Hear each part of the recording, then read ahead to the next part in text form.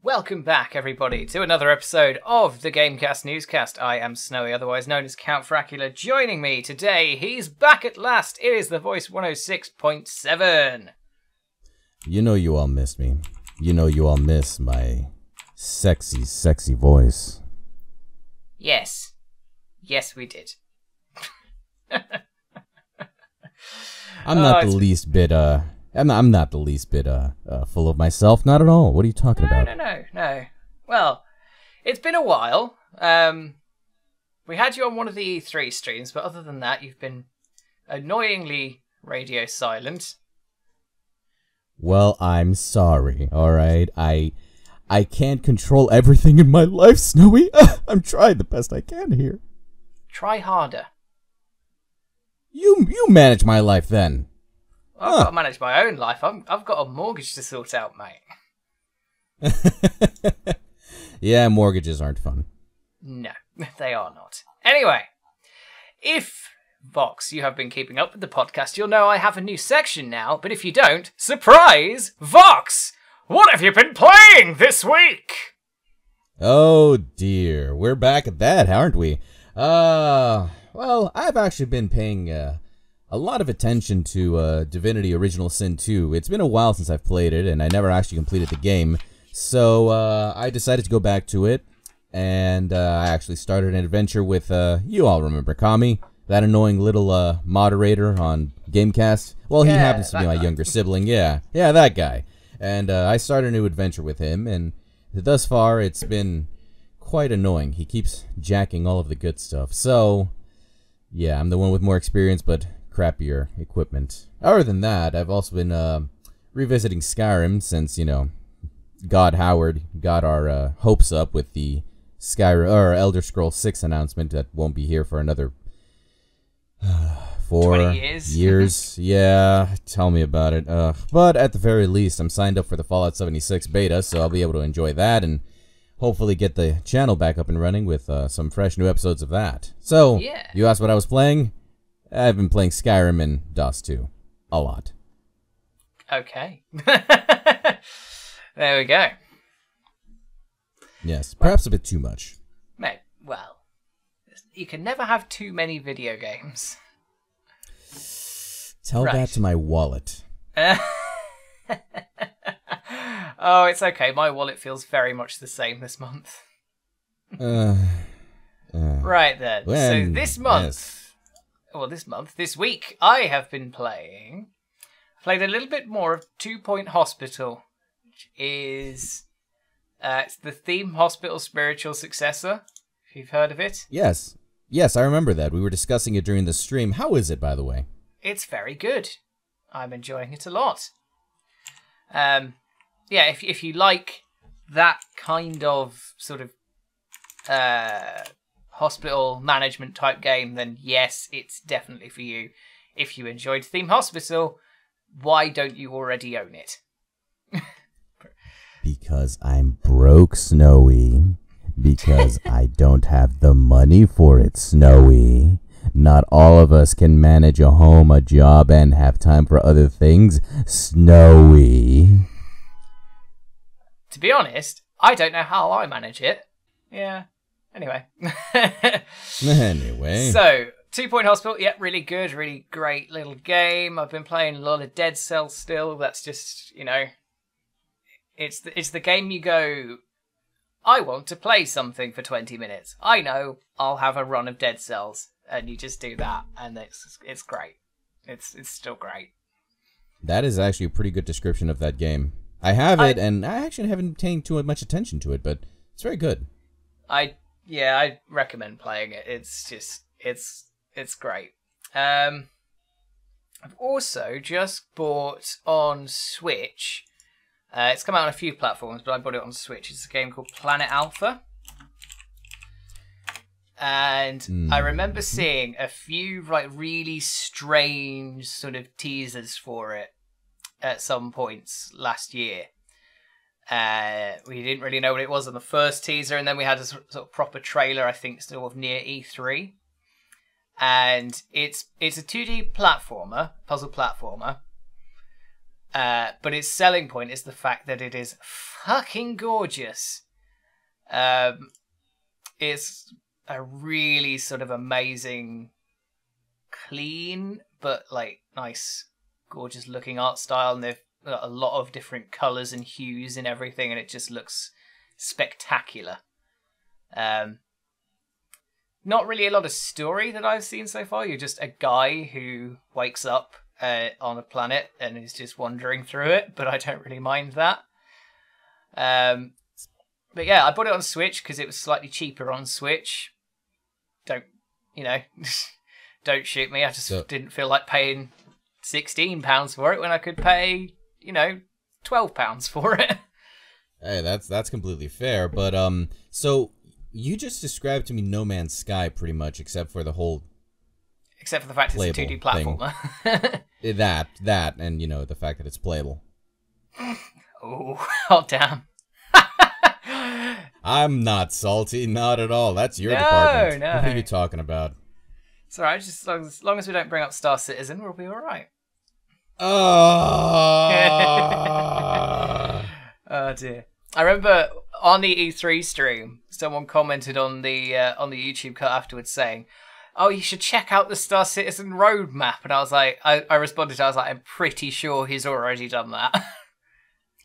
You know what? It's funny. I've actually not been keeping up with Star Citizen anymore. At this point, I'm just so... Have you stopped? Is it broken you? For the sake of my health and for the sake of my mental well-being, I've decided to abstain from checking on Star Citizen so often. It's better to just check on it once every 2 months and see, oh, they've actually made something work. That's not a surprise. I'm looking forward to the full release of the game in 2077. Yeah. Yes, I don't have any sort of ambitions for Star Citizen at this point. It's not. No.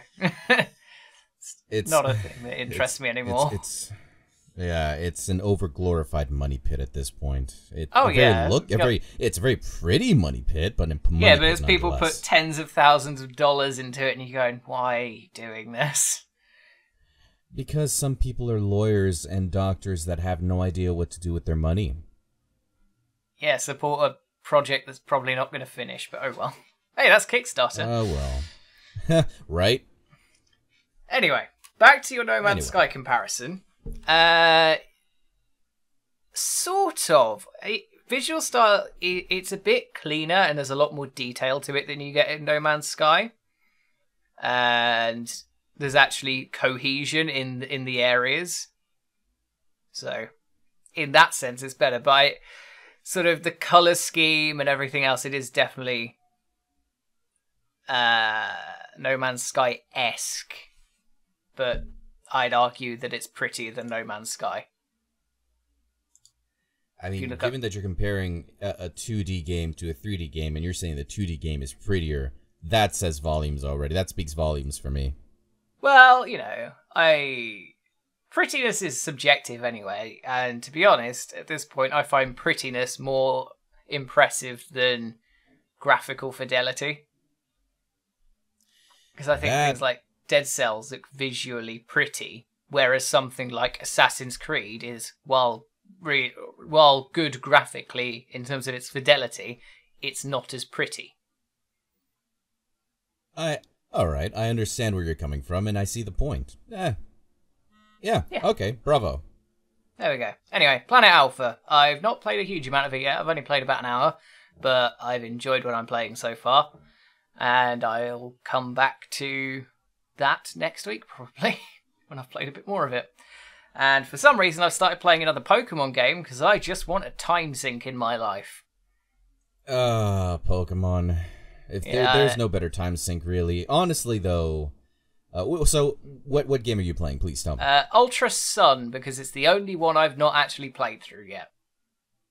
Oh, so... Sun. Specifically Ultra Sun. I've played Ultra Moon through, but not Ultra Sun yet. Yeah. I have both. So I bought Pokemon Moon, and then I bought Ultra Sun to have that comparison. Right. And I don't know about you. Personally, I found that the stories are exactly the same. Except there's the odd slightly change different at in a couple of characters, but it shares that, exactly the same beats, pretty much.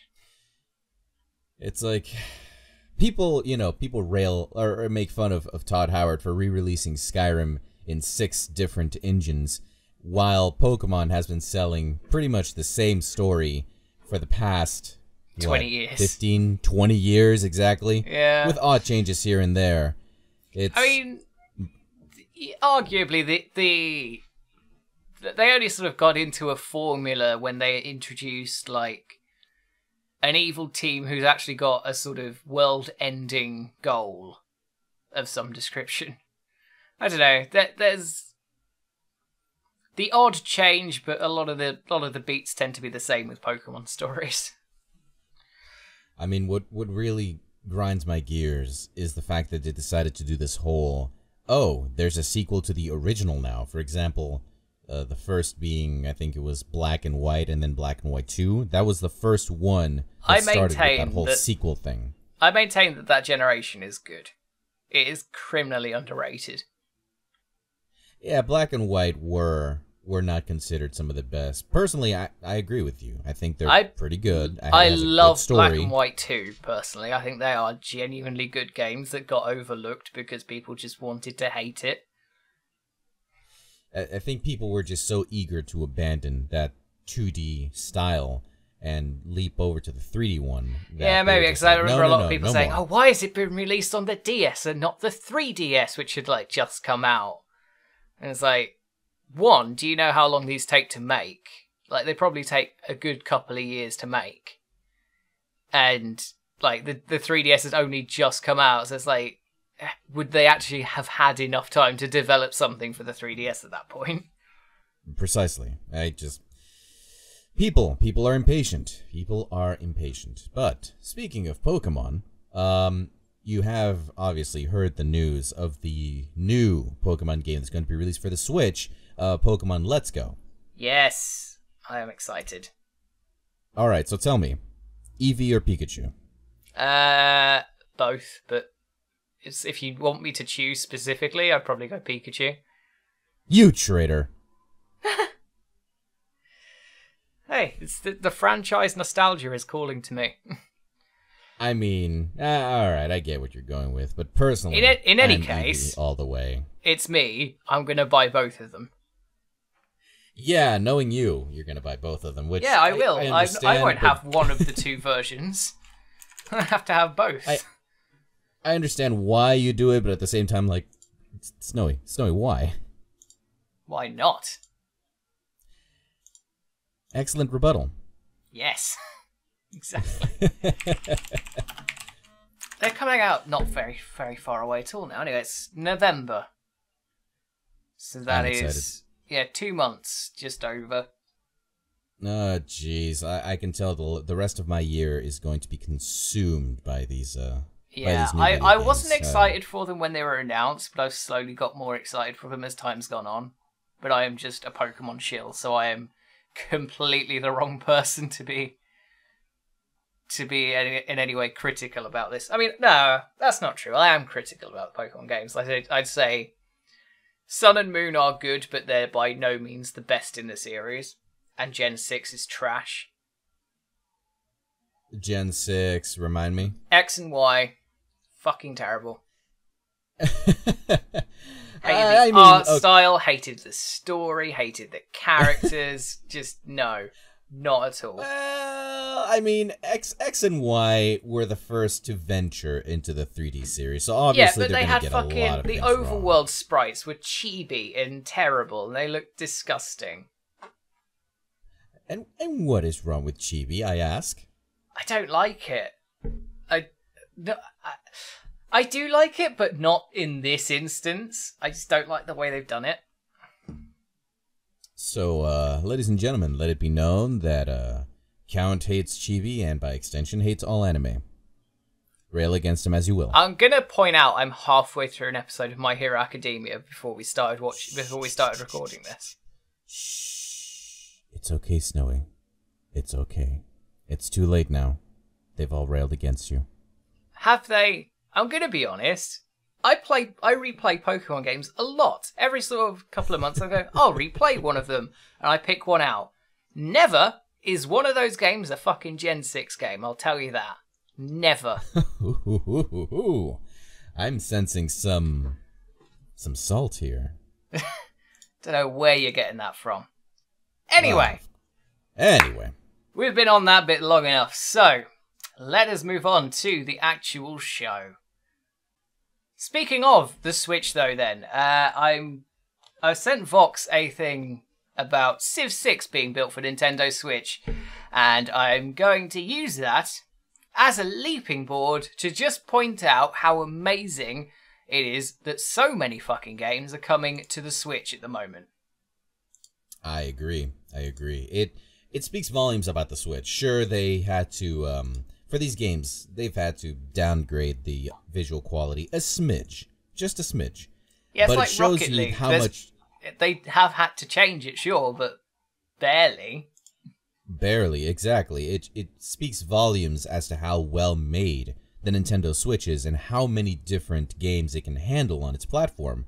It's honestly pretty damn amazing. I mean, frankly, and I have no shame in admitting this, I have rebought Skyrim several times already, obviously for the Switch, and I'm actually pretty impressed as to how well it handles for me. I mean, I know there's some problems out there. People have said that after a while, if your save file gets too big, you know, it starts lagging or there's problems. Thus far, I've gotten pretty damn far into the game, put several hours into it, and it's still smooth as butter. Huh. So, at least for that, you know, very impressive. And I know how notoriously unstable Skyrim is on all Yeah, I've had platforms. someone who had a bit of a story-breaking bug on Switch, but yeah. It's still buggy, but it's Skyrim, so it's going to be. Yes. Anything Bethesda, you know, anything Bethesda that's Fallout or Skyrim, we always know there's going to be bugs, but we love them nonetheless. Yes, we do. So, going back to the main topic. Yeah, going back to the main topic. Out of some of the things that have been announced recently, what stand out to you as things being released? I'm just going to name a few that I found in the last couple of days because it's being announced left and right. It's madness. So we've got Lego Harry Potter: The Complete Saga. Ooh.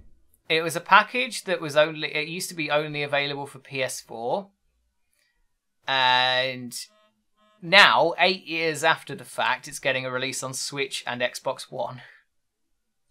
There's a bit of a delay there. Just a little bit. Just a little bit, yeah. 8 years. Yeah. That's... Yeah. Okay. So, but yeah, okay. Lego Harry Potter, great.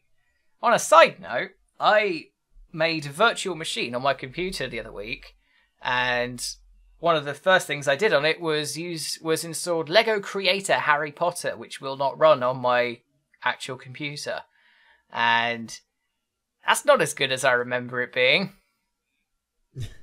I think a lot of things from our youth are not as good as we remember them. For example, and this is a very valid example, the other day I decided I want to rewatch the original Samurai Jack on Cartoon Network. And I found it. And I downloaded all of it. And now that I watch it, I'm thinking to myself, why the hell did I like this show?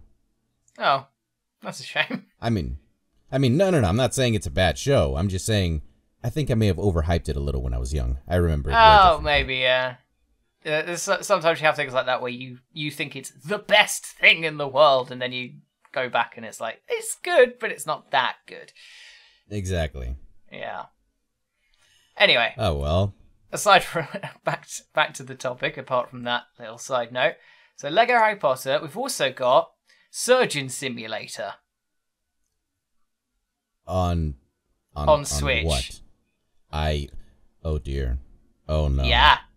Also, it's supporting the Switch motion controls, one of the few things that it's going to, and one of the few things that work properly with it, and it's got co-op mode. Oh no. I need it. Okay, so there's so many things wrong with that sentence. First, first of all, Surgeon Simulator on Switch. I can already foresee so many switches being thrown. Secondly, motion controls that quote-unquote work properly with Surgeon Simulator. There's no such thing. There's no such thing as motion controls that work properly with Surgeon Simulator. I'm going to point out, Surgeon Simulator is a deliberately bad game anyway. Exactly. That is my point. So anything to do with Surgeon Simulator can only charitably be described as working. Oh, jeez. And there's a co-op mode. Yeah, they've got Surgeon Simulator VR, by the way, on the Vive. Yes, I know. I actually own it, and I've played it, and it's weird. But going back to the Switch, co-op mode for Surgeon Simulator on the Switch, I foresee many Joy-Cons being thrown or shoved in orifices. Yeah, I would probably agree with that. Oh, gosh. Moving on, please. Yeah, so Surgeon Simulator, I'm looking forward to that. I think that's going to be great. Final Fantasy 15 Pocket Edition. So that was the one that came out on mobile last year. But it was also it was actually all of the story of Final Fantasy 15, just with a different art style and tweaked combat. Yeah, I'm actually... Oh, okay, yeah. I see what you mean. Really weird thing. Wow. It's like it wants to be chibi, but it's not chibi? Yeah.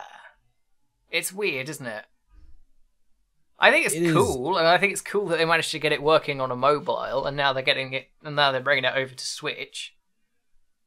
Yeah, I don't know how I feel about it. I mean, they changed the art style a lot, understandably so. I mean, I know why, because they had to. Yeah.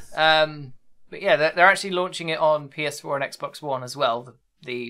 This Pocket Edition, but I think they're actually expanding it slightly. They're making it more graphically capable for the Switch and the consoles. Oh, all right then. I'm not gonna say I don't like it. I'm not gonna say I like it. I'm just gonna say I'm ambivalent towards it, and we'll see what happens. Yes, I would say that's probably a good way to do it. What else have we got there? Things that have just been announced for Switch. If I just scroll back a few. Observer, that's a sci-fi horror thing that came out last year. That sounds vaguely familiar. Yes, it's... in fact, it ended up being given away with Twitch Prime in whatever month. So, we've also got... Forgotten Anne, which is an anime adventure game. Of course it is. I think it's quite cute. It's very the art style is very, very Studio Ghibli. So yeah, I remember I had an eye on this game for a while. Actually, it just looks gorgeous. So I would not mind that at all on Switch. Thinking about it, it launched in May on the other things, but now it's coming to Switch. We've also got R-Type Dimensions, which is it's an arcade shmup, a very old one. Well, okay. I mean, sure, shoot 'em up for the Switch, and that works fine. Just, why is what is it? Okay, so I understand somewhat, a little, why all these considerably ancient games. I mean, hell, the Lego Harry Potter has an 8-year delay on it. But all right, I'll let it go. I'm just a little confused as to why. I get it, it's content for the Switch, but why not? All right, fine, you win this round. Right. So, we've also got Valkyria Chronicles. It's coming to Switch. That's the one that was released in the West. They didn't release 2 and 3 in the West, but Valkyria Chronicles 4 is coming as well. Is that the one about the tanks? Yes. The sort of JRPG, XCOM style World War II thing. Yes, I saw it on I saw the release on Steam, and I was half tempted to buy it, but I have it. I've not actually played it though yet. Okay. Alright, well, once you do, tell me how it is. I'm very interested in finding out. Yes. What else do we have? We've got quite a few things. I just need to fucking find them. Undertale is coming out in this month at some point. Hyper Light Drifter came out not too long ago.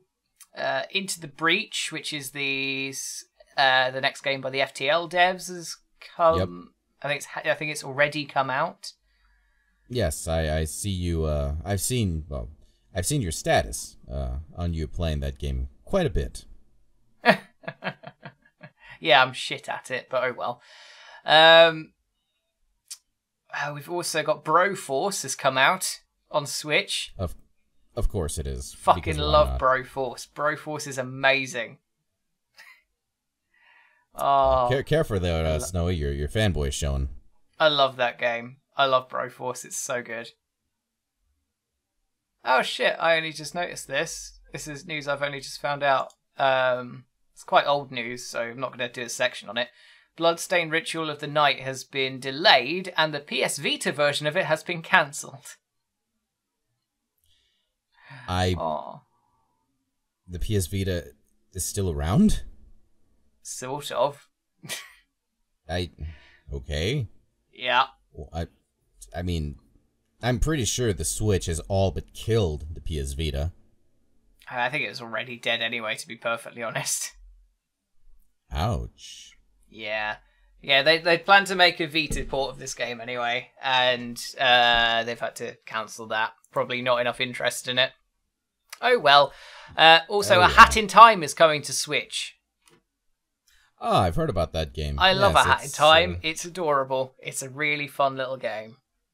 And it's got some DLC coming out in a few days that will be free for literally 1 day.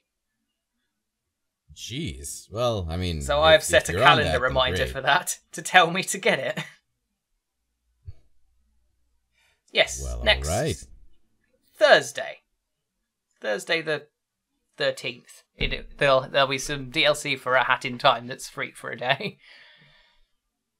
Remember to mark your calendars, ladies and gentlemen. Indeed. We've also got Diablo 3's coming out, Prison Architect, This War of Mine, Terraria is also coming out at some point. Everspace, apparently. Wow. The hell is Everspace? It's a space shooter that I'd forgotten existed. Oh, anyway. so it's that old. Yeah.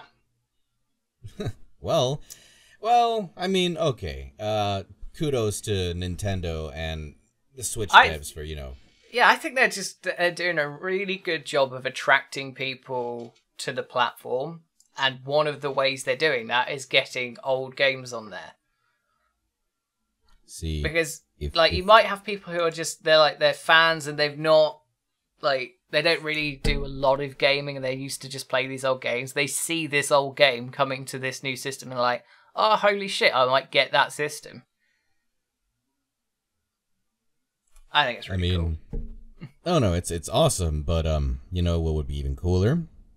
Nah. If they bloody finished remaking and porting Skyrim, Jesus Christ, remaking and porting Spyro over to the Nintendo Switch. That would be great. I've been waiting for that for how many years? I think they must do that at some point. I'd be very surprised if they didn't, because they did Crash. Yeah, they did Crash, which, are they going to port that over to the Switch? I don't remember. They already have. Oh, they already have. Well, there we go. That answers my question. Yes, it's out on Switch, PC, and Xbox now.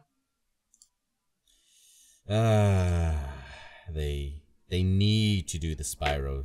Oh yeah, they have the to. Spyro series. I would be very surprised if they didn't. But I'm looking forward to Spyro coming out. Right? That's my heart blood right there. Oh, I love that game so much. Anyway, then, so that was basically, just a little thing talking about how many things are coming to the Switch and how great that is. And other than that, then, let's shift on to the next story. Indeed. Even though we barely talked about Civ. It's fine. I mean, just a quick thing to say about it. I've never actually played a Civ game. I've always been an Age of Empires guy myself, although I understand the workings are similar. The fact they're porting it over to the Switch, the Switch, it has a considerably smaller screen than a PC, so I'm wondering how people are gonna be able to see the Civ world while playing it very well. Its text tends to maybe be people smaller. have better eyesight than you. Excuse me, I had LASIK done on my eyes. I have the eyes of a fucking hawk, brother. But anyway, moving on, as you said. Yes, moving on. THQ Nordic have bought the IP for Kingdoms of Alamur, which is surprising, because I'd forgotten that IP existed. Yeah, in fact, I'm not gonna lie to you, this is the first I've even heard of this IP. So it was a game called Kingdoms of Alamur Reckoning, and it was released in 2012. And I can't remember if it was actually an MMO, but if it wasn't, it aimed for MMO style. Because at the time, everyone was still going for WoW. Because, I'm getting a lot of WoW vibes off of it. I'm watching the trailer as we speak. Yeah, it's like sort of WoW/Skyrim kind of thing. And it was reviewed really well, but it didn't actually do very well.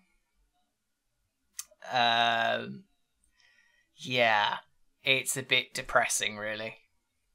Yeah, I mean, it looks very pretty. It does. It's just...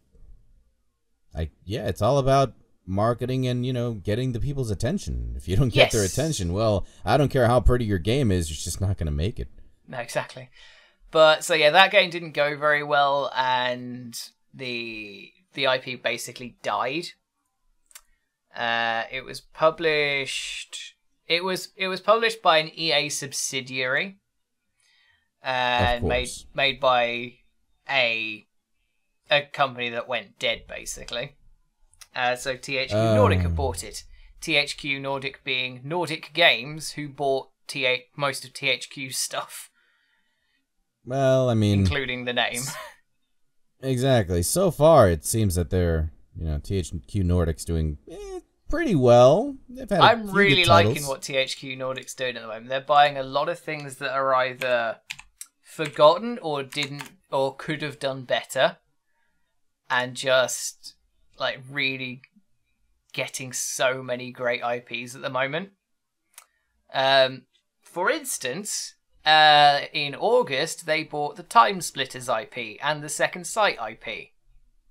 Ooh, I wonder what they're gonna do. I hope they're going to do something. Better.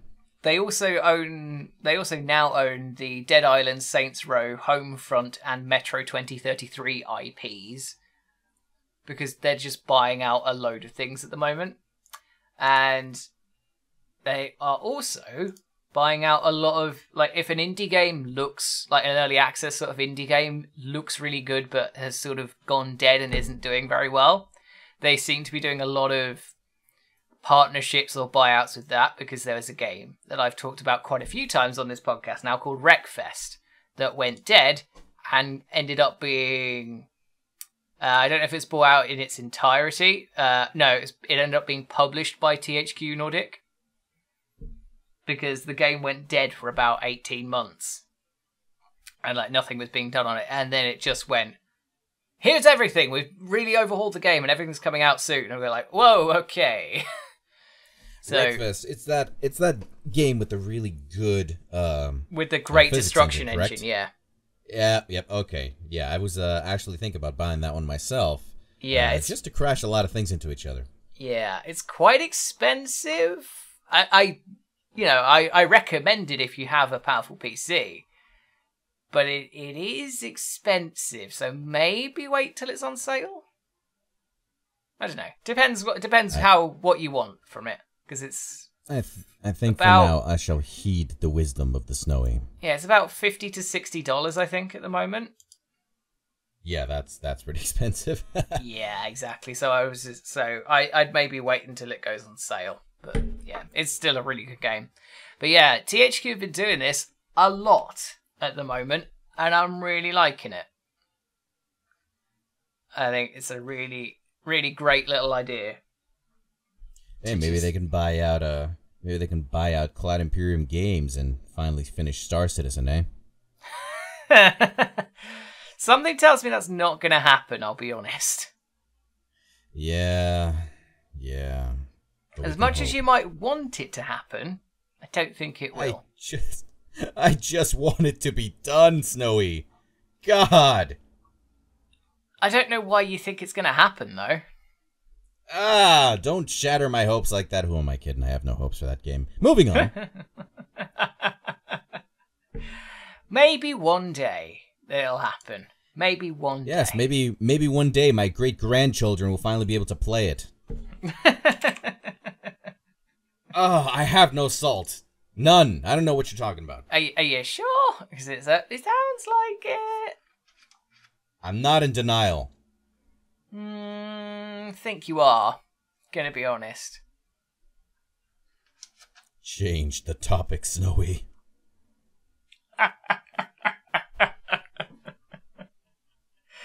Oh, dearie me. Okay then, let's go back to Kingdoms of Alamur. As someone who doesn't know anything about it, and has just watched the trailer for the first game, would you be interested in THQ Nordic doing something with it? I'll say this. Now that I've watched the trailers for the first game, and then I watched the trailer for, I think, The Reckoning, or the second trailer that's on the site. It looks... The graphics are very, very, might say, kind of like a combination of Oblivion and... have you heard of this game that was... it's still in early access, I believe, called Dauntless? The name sounds familiar, but I couldn't put anything to it. Yes, it's very, very, very MMORPG. The whole premise is you band up with a group of players and you go on missions defeating these elemental beasts, giants, what have you, that threaten, what's left of humanity. Oh, yeah, yeah. Yes. The graphics from Dauntless or the graphics from Kingdoms of Alamur are very reminiscent of Dauntless. Yeah, which, that's not Dauntless to say is it's obviously a bad bit thing. more crisp and modern. But exactly. Yeah, I know what you mean. That's not to say it's a bad thing. Not at all. It still needs a bit of polishing, and it holds my interest. It may be an old-ish IP, but I'm given the track record that THQ Nordic currently has, which has been pretty good. I'm hoping they'll do something good with it. It looks like something I might spend a couple of hours playing. Yes. Yeah, I quite agree. So yeah, here's hoping then that the Kingdoms of Alamur IP gets something. To be honest, I'm more interested to see what THQ Nordic does with the Time Splitters name. But oh no, I agree. I agree with there 100%. I love that game. Time Splitters is a great franchise that has been criminally overlooked, so hopefully they'll do something with it. Anyway, on that note, then I think let's get on to the final story of the show. Oh yes, let's get on to that, shall we? So I think we already know Vox's opinion on the matter, but the Witcher Netflix series that's due to come out at some point next year, I believe, has cast its Geralt. And it has found that Geralt in Henry Cavill, the current Superman. How about no? Any particular reason you're so against it? Look, first off, personally, Henry Cavill, he's a so-so actor. That I'm not saying he's a bad actor. I'm not saying he's a great actor. He's an actor. He can be a good actor, but he needs the right film. I think the reputation of Batman v Superman and Justice League have sort of made people think he's not very good. But that's what I'm saying. I'm not saying he's a bad actor. He's an actor. He meets the requirements. He's, the kind of the minimum requirements of being an actor. He meets them. I've heard he did well in the latest Mission Impossible film. Well, I personally haven't watched that one, so we'll see. I'll have to watch that one. But it's got very good ratings apparently. So all right, but I'll just say he is not Geralt material. I can't see him portraying such a grizzled, rough, and war-trodden character like that. I mean, Geralt has this amazing story. He's someone who is he's a character that's so full of character that it requires an actor who can really tap into that emotional range. Henry Cavill, on the other hand, Henry Cavill, I believe, has the emotional range of a teaspoon. So, I don't see him as Geralt. I'm looking at the mock-up on the site right now, and admittedly, yes, it looks decent, but it's just not looks enough. On everything. Yes, exactly. Looks are not everything. Yes, you can look like a decent Geralt, doesn't mean you'll act like one. And I just do not see him as Geralt. Not at all. I mean, hell, I'm thinking, who would be a good Geralt? I haven't even given that much thought. But all I'm saying is, not him. Just not him. He's that. I don't know why I just am so against this. The more I think about it, the more I realize I really shouldn't be, but it's just a gut feeling that, I just don't want to see Geralt of Rivia butchered. Jared Leto already butchered the Joker. I don't want to see that happening to Geralt. Exactly. I don't want to see that happen to such an amazing character. I don't want to see his reputation ruined by somebody who can't play him. That's my piece. Well, at the end of the day, for one, there's us talking about it.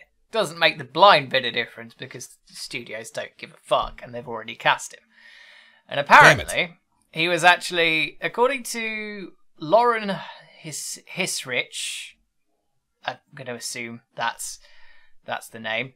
She is the showrunner of the Netflix Witcher show. And he was apparently her first meeting when it came to casting. Like, the first person that she saw. So he can't have been that bad. Well, that remains to be seen. I'm going to watch him very closely. And if he slips up, I'm going to punch my monitor because that's all I can do. Yeah, that is exactly all you can do. So, yeah. I will write a very strongly worded letter and then not send it because I'm a shy individual. Yeah. Yeah, right. Yeah. But yeah, apparently first meeting, she didn't even have writers or scripts yet, just a green light and like a vague idea of what to do. And apparently he just brought a load of passion and she said, he is Geralt. He always has been. I'm thrilled to welcome him to the family. So, the showrunner has confidence in him, so you can take that as something at least. Tommy Wiseau was the showrunner, well, not the showrunner, but the producer of The Room, and he had a lot of high hopes for the people on that film as well. Were they great? No, they weren't. Well, you know, people go in with good intentions. And the road to hell is paved with good intentions. Ha ha! It is. Oh, Lord. Oh, well. Anyway. Yes, anyway, so you're not happy about it. I'm fine about it. I don't think it's a bad casting choice. When I first said it, I was like, oh, maybe there's better choices. But now the more I think about it, I was like, well, who else would I pick? And I honestly can't think of anyone. I mean, hell, even Mads Mikkelsen would have made a great Geralt, I'm just saying. Mads Mikkelsen is a bit too... No, he hasn't got the right physique for it. I like Mads Mikkelsen, don't get me wrong. And he can be a very intimidating person. But I don't quite see it in this instance. Well, I mean, there's plenty of fan art out there. If you were to look up Mads Mikkelsen as Geralt, yes. I don't know. I'm pretty convinced, but you can't change what's happened, so I'll have to stick with Super Geralt for the time being, and well, as long as he doesn't try to punch a grey monster into space, then we'll be all right. Right. Oh dear. Yeah. If you haven't watched Justice League or Batman v Superman, don't. Don't. Yeah. No, don't. No, they are fucking awful films. Do not do it. And that's coming as someone who is quite a comic book fan. So I'm neither a Marvel fanboy either, so shut your fucking mouth. I wanted them to be good, and they really fucking weren't. I'm still upset. It is. Anyway, let's be positive. Let's end this on a positive note then. Henry Cavill will be Geralt of Rivia, and deal with it is basically the message that we have. Because no amount of fanboys moaning will make the slightest bit of difference. I will piss and moan all I want, and damn it, I will be able to do nothing. Anyway, let's end with some puns by commenters. I'm surprised it went to him. Oh no. Oh, bet Yennefer saw that coming.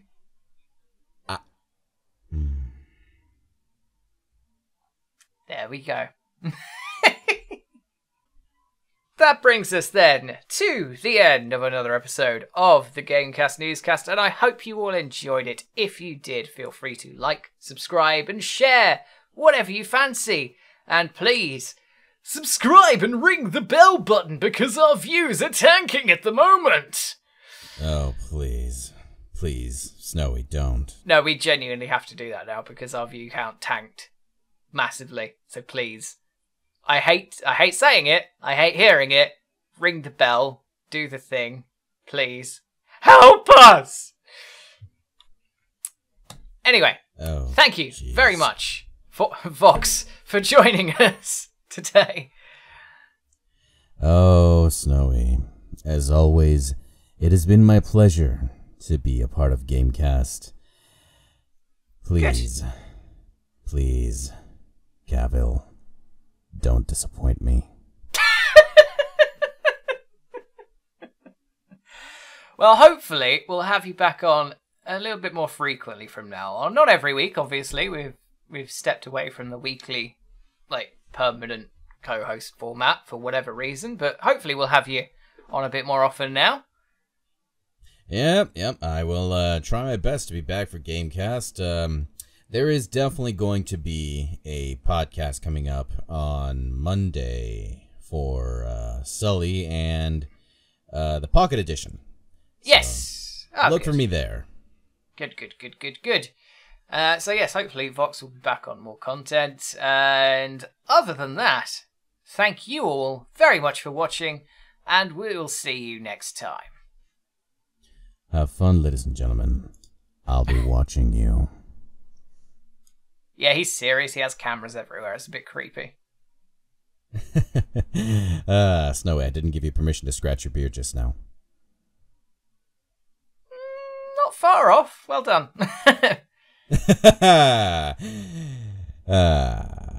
Thank you all so much, everybody.